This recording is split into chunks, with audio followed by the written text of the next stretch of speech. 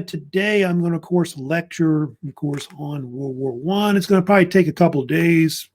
Most of this week I'll be covering that. If I don't finish World War One, I can, of course, do it next week overall. But I do have like some new PowerPoint slides I have put up. Of course, there should be two parts, part one and part two, that you've got. And of course, you see there, I've got part one right here, and of course, looking at right now.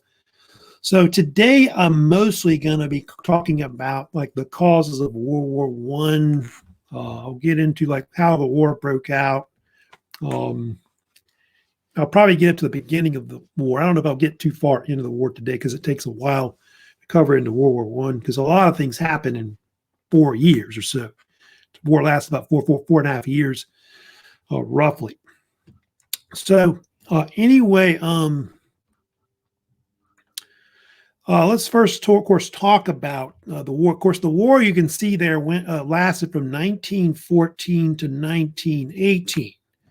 Of course, it's the first of like two world wars. That's the reason why they call it World War One, or also the other name, which is First World War, because later you had World War Two. That broke out, also called the Second World War. And of course, the first one was pretty bloody. It was, they think about 9 to 10 million soldiers died in World War One. That doesn't include civilians, etc. I think that died also, which I think after that, it's like more like 10, 20 million or more died in World War One, which seems pretty bad. But, if you compare it to World War Two, that happens later. World War Two was even worse. I think the amount of deaths in World War II was like something like 50, 60 million that died in that war.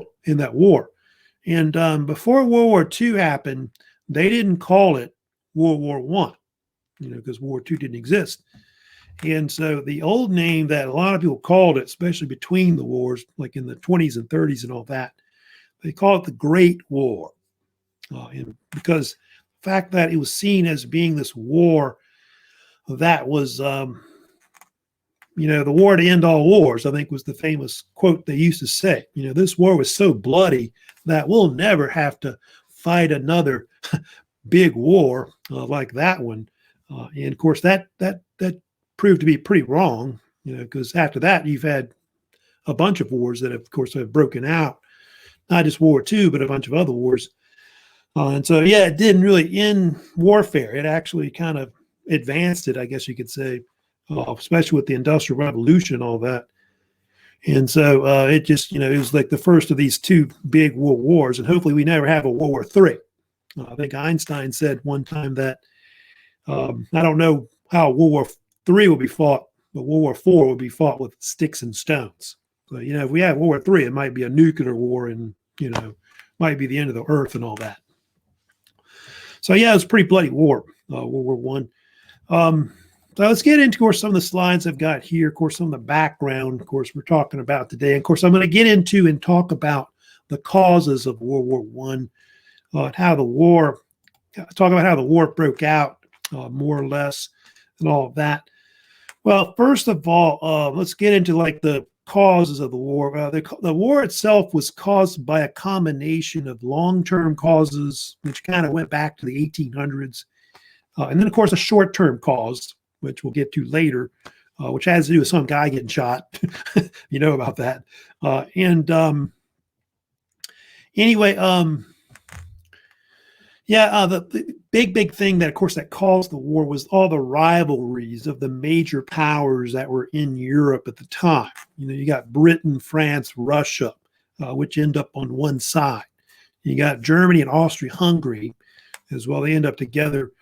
Also allied. Italy ends up, they originally on, of course, the side of the Germans, but they switch over to, fight with the allies like the British and the French, the war. Also the Ottoman Empire, which was kind of a declining empire at the time, also would come in as well into the war. So basically the rivalry of all these different powers in Europe, around Europe, helps to really ignite the war over time. And World War One was really like a chain reaction war because you had these alliances that they had.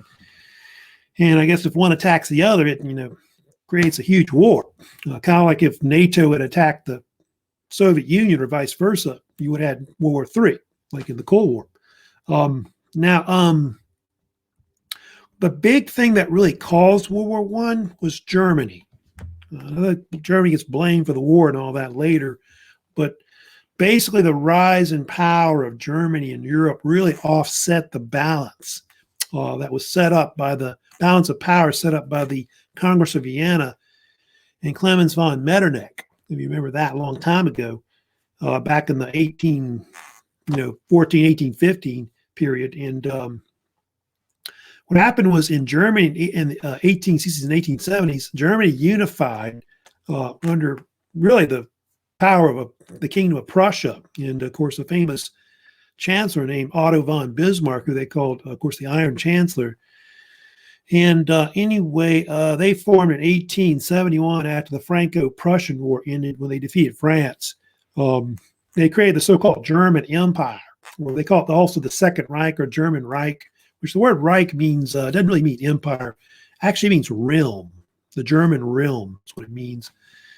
So I'm going to call it empire. And this empire would last 1871 up to like around World War One. And it's one of the main causes of why the war breaks out, because Germany's offsets all these other powers. So they're becoming a rival power to like Britain and France and Russia, et cetera. And so that really caused a lot of problems, throughout Europe. Also, there's a bunch of multiple long-term causes of why World War I started. One was nationalism. Nationalism was a main theme, really, that started really World War I. I think a lot of people seem to think it's the main cause of why, why World War I started. That's why a lot of people in Europe are kind of against like nationalism, if you know about that. They prefer this European Union, I guess, instead today. And unification of Germany, that was an example of that nationalism that took off. Also, Kingdom of Italy. Italy unified too. You have Italian unification, 1861, where all of Italy unified. Sicily and Sardinia, all that became like one state, more or less. So they unified as a state. Also in Europe, there was like a popularity of new states being created or created again, like Poland had been a state before, going back to like the 18th century or whatever. And so there was this idea for the Poles to form a unified state. Slavs also wanted to form a state like in where Yugoslavia is and all that. Czechoslovakia, you may have heard of that area. They wanted to form a state as well. Arabs too, like Arabs in like the Middle East, wanted to break away from the Ottoman Empire, create their own separate states and all that, which they do later. Hungarians wanted to break away from the Austro-Hungarian aspect of their empire and form a separate state, which they did after the war as well. So all these different Slavic groups, nationalist groups or whatever that are out there, they're all basically part of why World War I starts. In fact, the Slavs is one of the main reasons why the war started, which we'll get to later, because they're the ones that were behind the killing of the Archduke Franz Ferdinand. Imperialism, of course, was another issue that, of course, caused World War I as well. A lot of the European states, as an extension of the Industrial Revolution and capitalism, began to kind of colonize different parts of the world. They started exploring Africa and colonizing Africa. They also went into Asia. They went into the Pacific too, and took over a lot of the islands of the Pacific, if you know about that. This became a brand new form of imperialism that was called New Imperialism, which mostly occurred in the 1800s up to like World War I. And the most famous aspect of it, of course, was the scramble for Africa, where all these different European countries took over parts of Africa. So Britain was like in the area of South Africa. Britain was also in like, the Egypt and the Sudan. France was in North Africa. Germany was in East, West Africa and all that. Belgium was in the Congo, about that. I think the Italians tried to get like into Libya, Ethiopia. The Dutch were also into Africa, like in South Africa, like the Boers and all that. So all that was, of course, another cause. And so when World War I broke out, all these people that were in Africa started fighting each other, like the different colonists and all that. Germans fighting the British and the French, and so that's part of how the war became like a world war because of that second one. Then militarism, they always talk about that in World War One as well. That's, of course, another big cause of why World War One started, and of course, because of this major arms race that was occurring before the war, where both sides began stockpiling new kinds of weapons, which you saw that little short video, all the new kinds of warfare they started fighting. And so a lot of it stemmed, you see there, from the advancements of the Industrial Revolution. So yeah, all kinds of new kinds of ways to make stuff, like especially with the development of steel that Henry Bessemer developed. So you create a lot of stuff that's a lot better technological wise. Of course, the Wright brothers with the airplane, and all that. So machine guns, they talked about that. Poison gas was used. Flamethrowers, new kinds of bombs and grenades, submarines, tanks, airplanes, etc. So all kinds of forms of new fighting, of course. And they say World War One was the war that really created all the forms of warfare that they have later, like in other wars that, of course, come around in the future, like World War II, etc. Yeah, and I had a list of all the different kinds of, weapons I was talking about. Oh, Zeppelins, of course. The Germans developed the Zeppelin, about that as well, which they used to drop bombs like on England as an example during the war. Like the Germans had the Big Bertha, so a new kind of artillery. And I think the Germans even had these artillery that could fire miles and miles away. Like they had one called the Paris gun or something like that. They could basically shoot artillery at Paris from like miles away. 40, 50 miles away or something like that. But anyway, barbed wire, yeah, stuff like that. And of course, trench warfare, we'll get to later, is one of the main things that really starts really during the war. Though they really had it before that, going back to, like, say, the American Civil War, and I think the Boer War in Africa, they used it and all that. But trench warfare was a major aspect of warfare, of course, in World War One. Now, of course, I need to get into and talk about, of course, one of the main things that caused World War One, which is the opposing alliance systems that happened. That definitely was, something that really created World War One, because World War One was a chain reaction war, like I told you. You have these two alliances that were against each other, and so if one attacks the other, it creates a chain reaction war where everybody fights. So basically, going back to the late 19th and early 20th century, you had these two rival alliances that formed. You had one called the Triple Entente, and then one called the Triple Alliance. Of course, the Triple Alliance formed first in 1882. Triple Entente formed in 1907. Basically, the alliances were this. Germany allied with Austria-Hungary and also Italy. So those three were together eventually as an alliance. And then Triple Entente was the French with the Russians and the British that you've got there. They actually used that name, Triple Entente, during the war, but they later got rid of it because they got more than three, of course, later that joined it. But Italy doesn't end up fighting, if you know about that, on the German side. They actually stayed neutral at the beginning of the war, and then they switched over and, of course, fought with the Allied side. Italians have done that twice. They did in World War II. They fought with the Axis, and they switched back to the Allied side at the end of the war. They're kind of wishy-washy with that.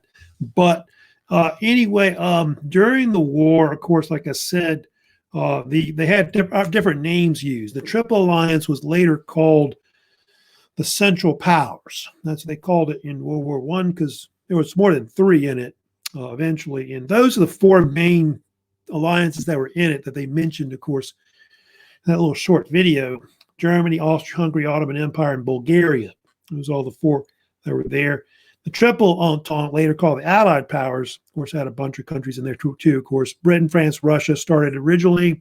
Italy joined later, of course, I think in 1915, I believe it is. And then USA came in, of course, the United States in 1917. Also, Serbia, who I'll talk about later, was on the Allied side also as well.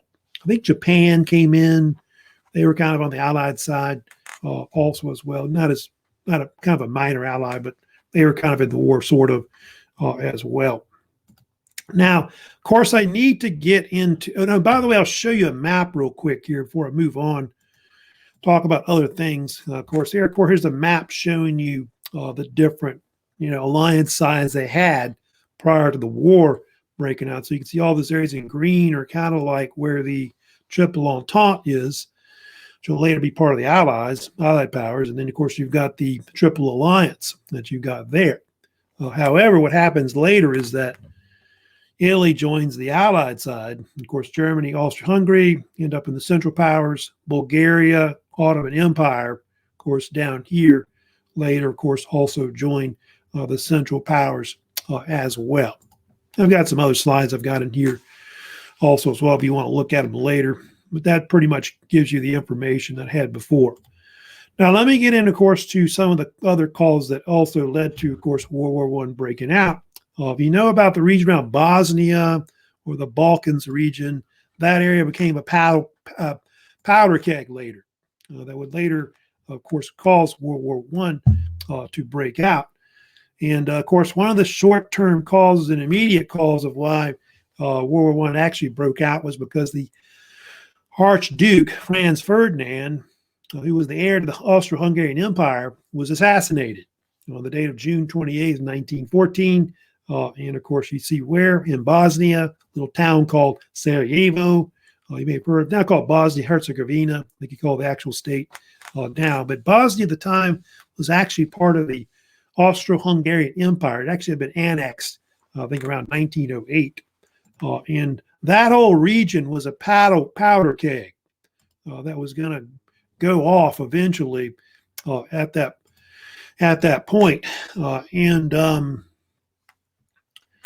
The reason why it was a powder keg was because that whole region had a bunch of Slavic peoples that wanted nationality. They wanted to create their own nation state, which would later be called Yugoslavia. And so they wanted this Yugoslavian state or Yugoslav state to be created, which I guess would be formed out of Serbia, Bosnia, Croatia, etc., which it was for a while, during the Cold War, before it broke up again.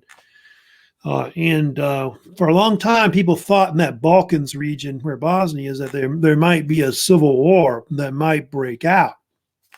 And a lot of these peoples wanted to break away from the not just the Austro-Hungarian Empire, but I think the Ottoman Empire too as well. So both those two empires had tried to control that region going back to the early modern times. Now, if you study about the assassination of the Archduke, there was actually a group behind it that eventually killed him. And it was a terrorist organization. Yeah, terrorists. Like they just had that terrorist attack in Vienna, on Austria just yesterday, I think it was. It was an example. So we're talking about terrorism, and all that. And so you had this Serbian terrorist group called the Black Hand that was behind his killing. And the Black Hand was actually not called Black Hand. It was a nickname people called it because they had put up posters and had like a black hand on it. But the real name was called Union or Death, something like that, which meant that they wanted all the Slavs to unite, like as one people, and form like a Yugoslav state. And most of the members that were in this group were Slavic nationalists that were in the Serbian military, like in the Kingdom of Serbia, which was next to Bosnia, which was a separate, independent state.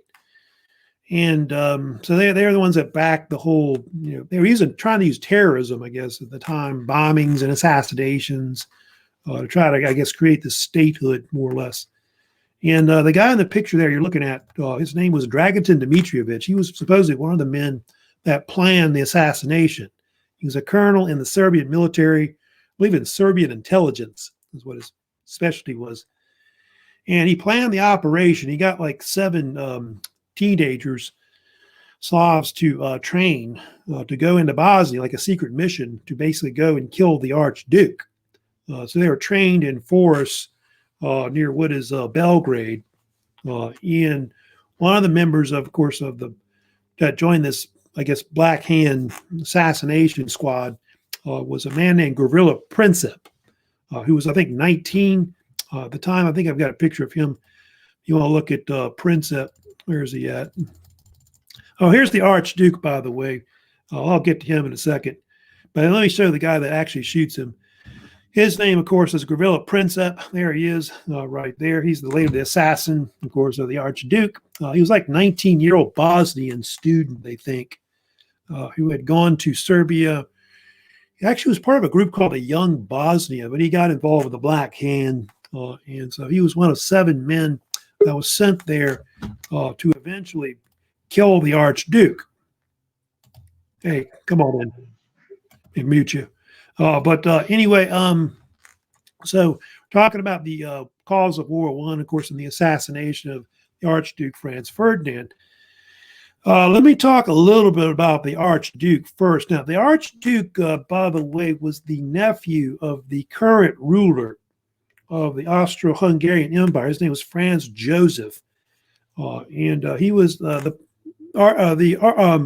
Emperor Franz Joseph getting kind of old, and so he was going to put his nephew on the throne. And so there he is right there. And he was making a state official visit to Bosnia, because I think the Austro-Hungarians were doing some kind of military exercise near the Serbian border and all that.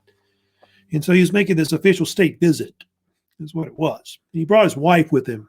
If you know about her name was Countess Sophie, and they would be together, and get both killed, of course, in the actual assassination itself. Like I said, the date of when the assassination took place was on June 28th, 1914 in Sarajevo, Bosnia. I was just talking about a second ago, if you just came in there, of course, the guy that would eventually shoot him was a Bosnian student named Gavrilo Princip. And by the way, Princip was a terrible shot. In fact, he would go train in the force of near Belgrade, the capital of Serbia. He would shoot at trees or something like that, and he would miss, like point blank range. He couldn't shoot very well or something like that. The Archduke was the opposite. Archduke was a very good shot. He was a big avid hunter. And if you know about that, in fact, the Archduke, since he was very young, had gone hunting, like not just in Europe, but all over the world, gone big game hunting, like in Africa, Australia, and other countries. I think he killed like a record, something like 200-300 animals, which he actually has actually in his old palace in Austria still today. I think all numbered or something like that. It's crazy, this guy. But all the 7 youths that were sent into Bosnia to try and assassinate the Archduke were all armed with guns, like pistols, bombs, or grenades, and also cyanide. It was supposed to be a suicide mission where they go in there and they're supposed to kill themselves, I guess, instead of get captured. So it's kind of like a James Bond kind of thing, going in there and trying to kill the Archduke and all that. Also, I'll show you as well the car that they rode in, which is right here. There's the convertible car that they get shot in, which they still have. They still got the car that he got shot in. They got the pistol too. I think I showed you the pistol already. They still got that too, which I think was a Browning semi-automatic that was actually used to shoot the Archduke. And anyway, so they toured the city itself of Sarajevo, of course, in an open convertible car. Sounds like something out of the John F. Kennedy assassination, which kind of got some similarities to it, I guess, with that. And what's really bizarre about the assassination of the Archduke, there were actually 2 attempts on his life, not one. In fact, it was actually the first attempt when he was coming into the city, like touring it first. There was a guy named Nedeljko Kabranovich threw a bomb or grenade at the actual car. It actually deflected off the car, blew up, and it injured about 10 people or so. 10, 12 people, I think, were injured. Maybe a dozen, I think is what it was, actually were injured. But it failed to kill the Archduke. But it made him mad, like really furious, of course, about the bombing. And when he got to the to meet with the mayor in Sarajevo, he told him, he said, "Mr. Mayor, I came here on a visit and I get bombs thrown at me. It is outrageous," was what the Archduke said. I guess he thought they were going to throw flowers at him, and they threw a bomb at him instead, basically. And so at that point, he should have left, probably, because, I mean, maybe there's going to be another assassination attempt or not. I guess they didn't think much about that. And what happened, what caused the second attempt to occur was that the Archduke decided that the best thing to do would be to go to the hospital to visit the people that got injured in the first bombing. So he gets back in the car. Of course, they go to the local hospital where people, are there that are injured. And that's when the whole second attempt happened. Apparently on the way to the hospital, what happened was the driver got lost. He didn't know which way he was going. And he went down like a dead end street and was trying to back up. And anyway, this young man, Gavrilo Princip, who was actually eating lunch in like the cafe, walks out and sees the car. Like, hey, there it is, backing up, I guess. And so he basically walks up to the car and just fires basically 2 shots at the Archduke. And apparently he missed the Archduke. I told you he was a bad shot. He missed the first shot. And he hit his wife instead. Sophie got shot first. Then he shot again and shot the Archduke. So both get shot, of course. And of course, what ends up happening is both of them end up dying. The Archduke and his wife die on the way to the hospital. So they don't make it. And so Princip himself is captured afterwards. And I think I've got a picture showing, I think right here. That's actually him after he got captured there. Actually, they were really angry about it. Some of looks like the guards or soldiers there actually literally beat him. They took out their swords. They took like the broad side of the sword, the flat side, and started beating him in the head with it, basically, and stuff like that. That's why he looks all beat up later. And anyway, he later gets charged for it and put on trial for the murders, and along with several other men that got put on trial as well. But he ended up dying in prison of tuberculosis. He was actually 19, and apparently the death penalty for being executed, like hanging or whatever, was 20. So he got lucky on that. But he was supposed to kill himself. I don't know if you know this or not, but he tried to take the pistol out and shoot himself, but the pistol jammed, and he also tried to take the cyanide. Cyanide was everything old, and it just made him sick. It didn't kill him. So I guess the whole suicide thing didn't work out like it was supposed to. So anyway, that's Gavrilo Princip. He would die in prison during the war, would like end up millions of people dying because of it, because of this thing that happens. All right, then of course the next thing that happened, of course I need to get into and talk about, is that Austria-Hungary is furious about this. They're angry. The Archduke gets killed, his wife, with this visit. And so they're very, very upset about it. And so Austria-Hungary, within like a few weeks afterwards, pretty much blames the Kingdom of Serbia for it. In fact, it caused a lot of riots throughout Austria-Hungary against people that were Slavic. They actually had cases where Slavs were actually rounded up and hanged, for this, even though they weren't involved in it. Etc. And so I think it was on July the 23rd, what happened, the Austria-Hungary gave the Serbians an ultimatum. It was called the July Ultimatum. And basically they said, hey, if you don't round up all the Black Hand members that were behind it, arrest them, put them on trial, etc., we're going to declare war on you and invade. And I think what happened was Serbia, I think, basically agreed to most of the agreements in the actual ultimatum, but Austria-Hungary pretty much had war in their mind. Like their generals were pretty mad about the whole thing too, about the Archduke getting killed. And Franz Joseph, who was still the ruler at the time, the emperor, he pretty much went with the war as well. He was pretty mad about it too.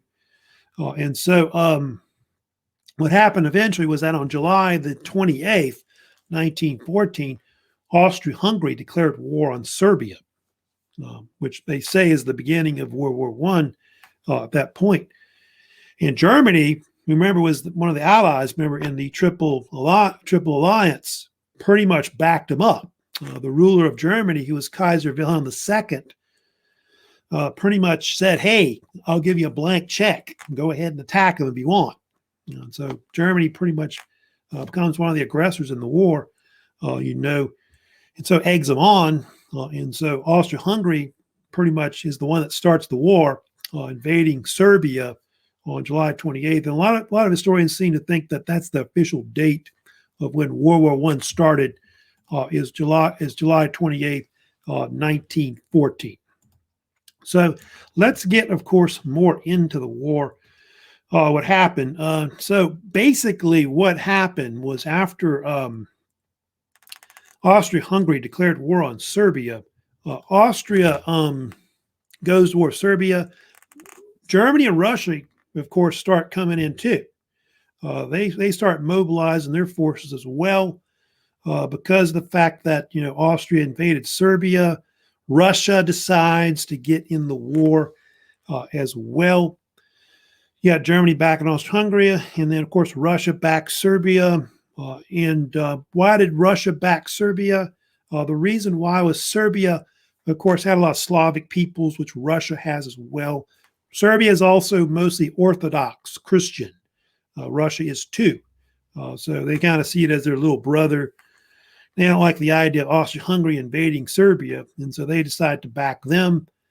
And Germany's worried about Russia trying to invade Germany as well. So it creates this diplomatic crisis that they usually call the July crisis. That happens from about July 28th to about July 31st. And so pretty much things start to blow up at the end of July. And we have, of course, the Guns of August comes in when the war really starts and breaks out in August of 1914. So they usually call it the Guns of August. And Germany, realizing that if the war breaks out, this big war, that they're going to have to fight a true two-front war, because of the fact that you have to understand that if you go back to that map I showed you earlier, I think it's up here, if Russia comes in the war, France is probably going to back them. So they realize that they're going to have to fight in two different directions, fight France and Russia at the same time, which is, kind of difficult to, of course, do. So they realize they're going to have to do that, fight a two-front war and against the Triple Entente. So the Germans have this military plan that they've been working on for almost a decade. That's called the Schlieffen Plan. They decided to put it in place, basically, to try to offset this two-front war. And what was the Schlieffen Plan? The Schlieffen Plan was this military plan that had been devised by Alfred von Schlieffen. He was a German general back in 1905. And this military plan was a plan that was supposed to stop the two-front war or prevent it from really happening. And it had two phases to it, which I'll go through real quick. The first phase was that the Germans were supposed to mobilize their forces, attack the French first. Why? Because France had a better military. They also could mobilize a lot faster than the Russians could. And this was supposed to be a quick campaign, like they say 6 weeks, like 42 days, something like that. That's what it was supposed to be. They were going to invade through Belgium and Luxembourg into northern France. That's where, of course, where France has most of its industries. And then they were going to take Paris. And this is supposed to be kind of like the Franco-Prussian War back in 1870-71, where they beat, the French in like 5-6 months. And so that's initially how the thing was supposed to go. Now, I do have a slide on that if you want to look at it later about that. Well, no errors. I thought I had it in there somewhere. There's the Schlieffen Plan, which is right here. There's a Schlieffen Plan, of course, which is right there. So there's Alfred Schlieffen at the top right. But you can see the movement they were supposed to take. The Germans come through Belgium into northern France, sweep around Paris. And then the other part of the plan that they were supposed to do, which is the second phase that I just told you about, was that then afterwards what they would do, the second phase, they would then have, after the quick campaign where France falls, they would then use railroads basically to mobilize their forces eastward to attack the Russians and to take them out afterwards, because they thought the Russians were the weaker power of the two, France and Russia. They thought that Russia wouldn't mobilize as fast, but that actually turned out to be wrong. The Russians were able to mobilize fast enough to attack them, like in Prussia and part of Poland. And so later, what happened was the Germans had to take some forces away from the west to attack in the east with the Russians. And what happened in the end was the Germans didn't have enough forces in the west to really attack France. And so you'll see later that the whole Schlieffen plan actually fails, is what happens. So what ends up happening, of course, is that the Germans decide to, of course, go on the offensive. And so they declared war on the Triple Entente at that point. So you get this case where Germany on August 1st, Germany declares war on Russia. 2 days later, Germany declares war on France. So August the 3rd, that you've got right here. And that causes the French and the Russians to join the war too. I guess by August the 3rd, France and Russia is at war with the Germans. Britain was kind of, debated it about what to do with the war. They kind of wavered for like a couple days. But on August 5th, they basically came in the war too to back France and Russia. And so there you go. You got Germany and Austria-Hungary versus France, Russia, and Britain at that point. Italy, though, did not get in the war. Italy stayed neutral. They decided they break from the Triple Alliance. Actually Triple Entente. I'm sorry, that's right. Italy broke from the Triple Alliance, and they backed the Triple Entente, or the Allied side. That's a little later in 1950. I'll get to it later, but the Italians decide that they really want war with Austria-Hungary because of territory in the north and the east that they can seize. So that's part of why they stayed neutral, more or less. Edward Grey, by the way, who is the Britain's foreign minister, said it best about the beginning of the war. He said, "The lamps are going out all over Europe. We should not see them lit again in our lifetime." He's talking about the idea of peace, basically. So yeah, he was right about that. From World War I to World War II, there's a lack of peace throughout Europe. So this war is going to get pretty bloody, pretty quick, of course, because of it. So got a map showing you, of course, this is what pretty much, the Allied Central Powers look like, I say, in World War I. So you can see here, all the areas in green are pretty much areas that are on the Allied powers. So Britain, France, Russia, Italy, those are the major powers, of course. You also see Serbia, Romania, Greece, Portugal. Those are all other countries that are kind of on the Allied side. They don't really do as much in the war, but they're there too as well. Then you can see the Central Powers. Germany, Austria-Hungary, Bulgaria, Ottoman Empire are all pretty much in the war, of course, on the Central Powers. Spain, you see Switzerland, Sweden, Norway, Denmark. They all stayed neutral, of course, in the war. They didn't fight on either side, of course. So anyway, kind of talking about that. Now let's go ahead and move on. Of course, I am going to talk for a few minutes today about the beginning of the war, what actually happened, more or less. And so Germany's declared war on the Triple Entente, which becomes the Allies later, Allied powers, of course. And of course, the first thing that happens, the Germans invaded Belgium and Luxembourg too as well, which they didn't last long. They lasted, I want to say, 18 days of Belgium. They get overrun. And Belgium is actually occupied by the Germans throughout most of the war, like pretty much up to 1918 as a whole. That's part of what Britain came in the war, was because Belgium got invaded, and Belgium for a long time was an ally of Britain. But Britain was also worried about Germany's empire affecting their empire. And so that's part of why they came into the war, more or less. And so the British sent over forces to the Europe with about maybe initial 150,000 or more that would come later. And this became known as the BEF, the so-called British Expeditionary Force. And they would help the British out. They'd help out the French out at the beginning of the war.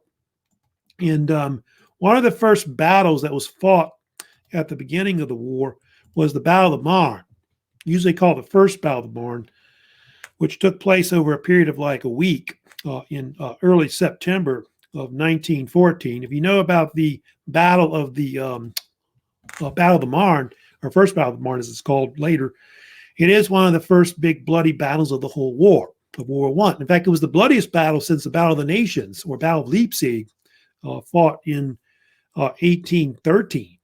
In fact, this battle had, I think, a combined amount of almost 2 million troops fighting in the actual war. And let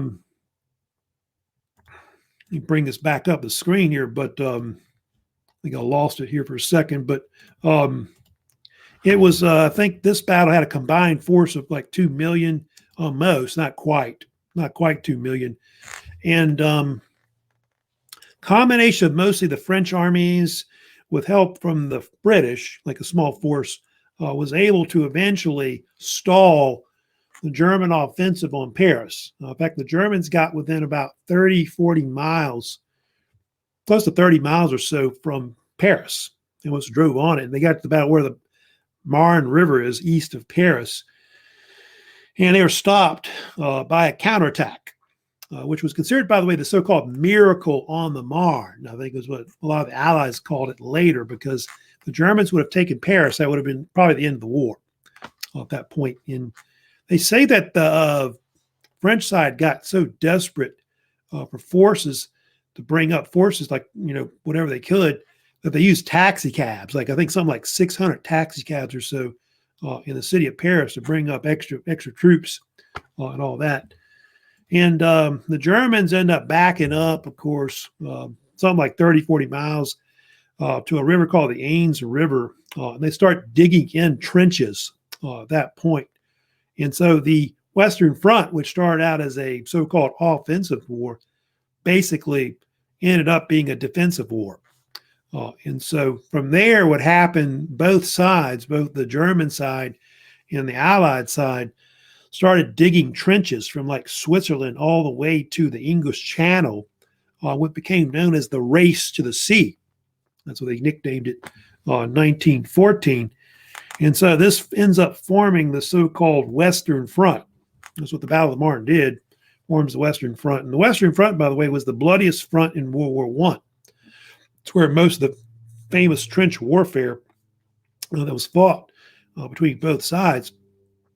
And most of the war from 1914 to 1917, 1918 was mostly a stalemate. Neither side could break through because of the defensive warfare, also a combination of the new kinds of like a technology in warfare we talked about.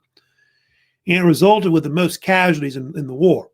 13 million men were killed, wounded, etc., were captured, etc., during the war. That's a lot. And so, yeah, Western Front was really bloody in the war. And later I'll talk about it. It's compounded by disease, if you know about that. They had the so-called influenza epidemic that breaks out, I think, around 1918, 1919. That really makes it even worse, caused even more casualties, because during the war, if you know about it, more men died from illness than really from actual warfare itself, which most wars are usually like that. Got a few minutes. Let me go also and talk about what were the other fronts that were in World War I that they had. They had the Eastern Front, which I'll kind of talk a little bit about as well. The Eastern Front was mostly a front that was between the Central Powers versus, I don't really have a good map on that right now, but it was the Central Powers of Germany, Austria-Hungary, and also, I guess, Bulgaria was in there, maybe helping out a little bit. But versus the Russian side, which I think was backed by Romania. And that was really the most successful campaign of the Central Powers. Like that German, mostly because of Germany was superior to either side. And we'll get more into it later, but Germany gets badly beaten on the Eastern Front. In fact, they end up suffering like 9 million casualties. This is ridiculous. in World War I, 6 million killed and wounded, and another 3 million that were captured by the Central Powers side. And Germany and its allies eventually drove into Poland and the Ukraine at one point, and even reached, I think, the Black Sea. Crazy, just like in World War II. Same thing happened, of course.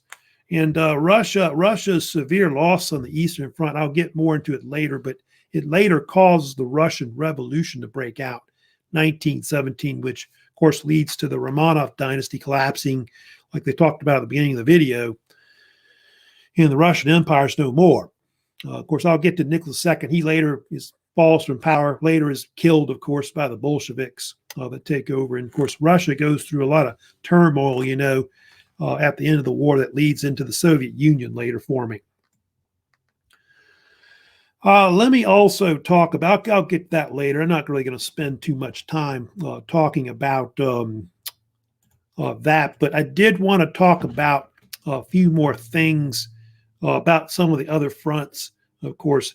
Yeah, just briefly, a few minutes. The other fronts they had too were the Italian front that they had in World War I. The Italian front was a war where Italy fought against what is Austria-Hungary, mostly up in the, if you go to this map here, you look at here in the northeastern part of what is Italy. Italy fought from like around 1915, I guess about 1918, a war against them, mostly in the Alps, which was very difficult. And Italy wanted to expand northward in this territory right here. And it also seized territory on the Adriatic Sea. It was another area that they in. So that war was kind of considered one of the major conflicts that was part of the war with that. So they were trying to take over that area around the Alps and the Adriatic as well. Also, they had the Balkans front. That was Serbia fighting against Austria-Hungary, which that was fought mostly right here, like in the northern part of Serbia up in here. That actually didn't go well. I don't know if you know much about that, but the Austro-Hungarian armies actually invaded into Serbia. They actually got beat. They actually didn't do well in that conflict. And so that conflict really, they were unable really to take Serbia. And so, but Austro-Hungary really had a lot of problems during the war. They had to fight multiple fronts. Austro-Hungary was fighting Russia. They were fighting Serbia. They were fighting Italy. And so that was really a big conflict. I guess they also had to fight Romania. So they had to fight multiple fronts in the war. And it's part of why Austro-Hungary collapsed after the war, because they were on the losing side and all that. Oh, also in the Middle East, they had a front there too, like throughout North Africa, on Southwest Asia. If you know about the British and their Arab allies fought against the Ottoman Empire, the Ottoman Turks in the war. I'll talk about the Gallipoli campaign. That was, of course, a famous campaign that was in the war. It was part of that. Also in Egypt, the British side tried to, of course, support the Arabs and to take back territory from them. And so they fought like in parts of like Israel, Lebanon, Syria, Jordan, and part of Saudi Arabia at one point against the Turks. And there was a British officer you may have heard of named T.E. Lawrence, who was later called Lawrence of Arabia, and he became one of their big heroes. And he helped lead a lot of the Arab armies to victory in the Middle East. He's well known. They, of course, later made a movie about it, very famously called Lawrence of Arabia, which you may have seen before. But yeah, they would later take a lot of these territories back, which you're looking at here. And later that would lead to the Ottoman Empire breaking up, of course, after the war and all that. Oh yeah, they had an African front. A lot of people don't know about that. But in Africa, the British and French colonists and all that fought against the Germans in East-West Africa. And most of the soldiers that fought in Africa were actually African, that they hired on both sides. It's kind of like mercenaries, more or less. And that's why, World War I was, like I said, truly a world war and all that, because of the fact that, you had fighting all over the place that you had. Oh, and don't forget the Atlantic. they were fighting in the Atlantic. The Germans, had their submarines, the so-called U-boats, which the Germans called a submarine, Unterseeboot, which is U-boat for short. And so really the submarines have been around before. They went back to the 1800s. I think I talked about how they were developed before when I was talking about the Industrial Revolution. And so the Germans were really the first to really use it a lot in warfare. And so they began to strike at Allied shipping, more or less, to sink any kind of ship that might have, supplies and ammunition on it that could help the Allies. And so they literally tried to blockade Britain and France from getting supplies coming in and all that. They did this in World War II as well under Hitler. And of course, one of the most famous incidents that happened during the war, which I'll get to later when I get into the Americans coming in to the war, was they had the Lusitania incident in May of 1915, where this famous passenger line, British cruise ship, was sunk in the Irish Sea, called the RMS Lusitania. And of course, it killed like 1,200 people, I believe it was. And so it's a very important incident because they think the submarine warfare is one of the things that gets the United States, of course, into the war later on. Also, another thing about World War I, when World War I, a lot of the soldiers had different nicknames that they were called. If you know about this, I'll kind of go through it real quick here, but the Germans were called all kinds of names. One name, of course, you see there on the list is the Huns. That's one thing they started calling them because, they kind of viewed the Germans as like Attila the Hun invading into France, baby killers and all of that. There's even stories where they killed people where they nailed them to a tree or something like that, which probably was made up maybe. They called them the Fritz, which they called them that because it seemed like every soldier was named Frederick. And of course, the nickname for Frederick is Fritz, like, Frederick the Great. Kraut was another name they called them too. Krauts, those Krauts. And of course, they called them Kraut because they ate sauerkraut, and sausage and things like that. What sauerkraut is, huh? And then Laboche. Laboche was a French name that the French called them, which Laboche, I think, meant something like the cabbage head because they ate sauerkraut a lot. Also, the Germans were called Jerry later. Jerry, because German Jerry. So that's the other name that they were called as well. The French were called the Pelou. Pelou is a nickname. I think it meant the hairy because a lot of the men wouldn't shave. They had beards a lot, the French soldiers, and so they got that nickname. British were called Tommy a lot, especially in World War I, like the Tommy gun, I guess, later on. But Tommy was a nickname supposedly that developed from a soldier that enlisted named Tommy Atkins. He was like one of the first soldiers. I think Tommy or Thomas was a common name for a lot of British people, Americans were called different names. They were called either Yanks, like the British called them the Yankees. The Yanks are coming, they said over there. And I think what was the saying they said about the Yanks, that they're overpaid, oversexed, and over here. That was the old saying they used to say about the Yanks. They were overpaid, They, of course, stole a lot of the women, when they came over because they had more money and all of that. The term Yankee went back all the way to really the 18th century, going back to like the American Civil War. If you know about the British called us Yankees and all of that. And Yankees was originally a term for Americans that the British used. Although a Yankee is a lot of times now somebody that lives in the northern part of the United States, because when they had the Civil War later, the American Civil War, the South called themselves Confederates. A lot of the North was called Yankees. So don't call me a Yankee because I'm in the South, but they still use that term over there in Britain as well. Oh, doughboy was another term they used as well, which doughboy was a term that meant supposedly something to do with the fact that a lot of the soldiers would eat bread a lot, like I guess French bread or whatever. So they got the term doughboy. But I think they had another theory that it was because of the buttons on their jackets, which looked like the shape of a donut. So doughboy. Australians were called Aussies. You may have heard of that term being used as well. And New Zealanders were called Kiwis. And I'll get to it later. I don't know if I'll have time today to talk about it, but later the Australian and New Zealanders, they fought with the British Empire. This was the first conflict because they just become kind of separate nation states under the empire. And they were later part of a unit that was called the Anzacs. I'll get more into, called the Australia New Zealander Army Corps, called ANZAC for short, which is an acronym. They later fought like in Gallipoli campaign in the war in 1915. They fought in Europe.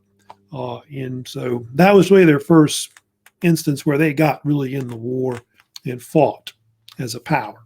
They fought more too as well, the Aussies and Kiwis. Italians were actually called sometimes macaroni because they ate like pasta a lot and stuff. And so some people called them that as well.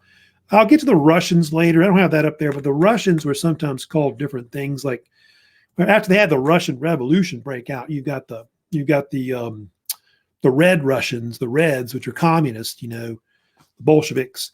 Then you got the White Russians, which are non-communists that you've got fighting, of course, over there. And that's one of the things I'll, of course, be talking about later. I think we're running out of time here, I guess, today. But later I'm going to talk about the Gallipoli campaign. That's one of the big things I'll get into. I'll talk about that. I'll talk about the Russian. I'll talk about some of the bloody battles that were fought in World War I, like the battles of Verdun and Somme that happened in 1916. Pretty bloody. Then I'll get into the Russian Revolution. And then after that, I'll probably get into and talk about how the Americans got into World War I in 1917. So that's some of the topics I'll talk about, of course, later. That's probably coming up on what is Thursday. Before I go, I did want to talk about a few things announcement-wise as well. Don't forget, like I said, about assignments you've got coming up that are due this week. Of course, which the main one, I think you only got really one assignment to do right now, which is the second exam, to get that wrapped up. So get that done. Now later, like I said, have this lecture posted to my YouTube channel afterwards. Oh, and don't forget, today's election day. I don't know if you're registered to vote, but vote if you can, if you're registered. And that's about it for today. So hope y'all have a good week overall. Keep up with my announcements I've got posted, of course, on Canvas. Let me know if you got any comments, questions, of course, about the lectures on my YouTube channel. And that's it for today. So y'all take care. On Thursday, of course, I'll have a part 2 course lecture on World War I coming up. So that's it for today. Y'all take care and have a good week.